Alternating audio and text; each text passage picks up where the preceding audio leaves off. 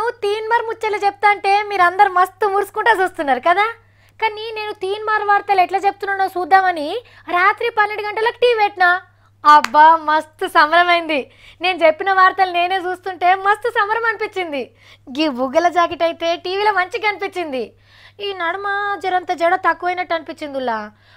Makeup కూడా ఇంకా జరంత ఎక్కువ వేసుకుంటే ఇంకా అందంగా కొడుదునేమో అని నేను అనుకున్నా తెలుసా. ఇగో ఎవ్వరు తీసిన సినిమాను వాళ్ళే చూస్తుంటే ఎన్నడన్నా చూసిండ్రా. కానీ ఇప్పుడు చూడుండ్రి, బాలయ్య బాబు డిక్టేటర్ సినిమాను కళ్ళ నిండా చూసుకుంటా ఎట్లా మురిసిపోతుండో.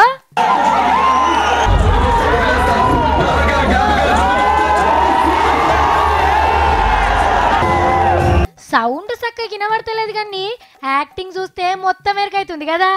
ఓర్ని గంత పెద్ద దండ సారేయడం వస్తాడయ్యా, జరంత చెయ్యే సాసరుగాండ్రి. డాన్స్ చేస్తుండు. ఊకే చేతులే ముప్తావు గాని ఓ పారి వెనకకు మరి చూడు సారు, నీ డాన్సులకు పరద వలిగిపోయేటట్టుంది. అరే డాన్స్ చేయాలనుంది, మరి ఎందుకు లేటు, ఏయో స్టెప్పు.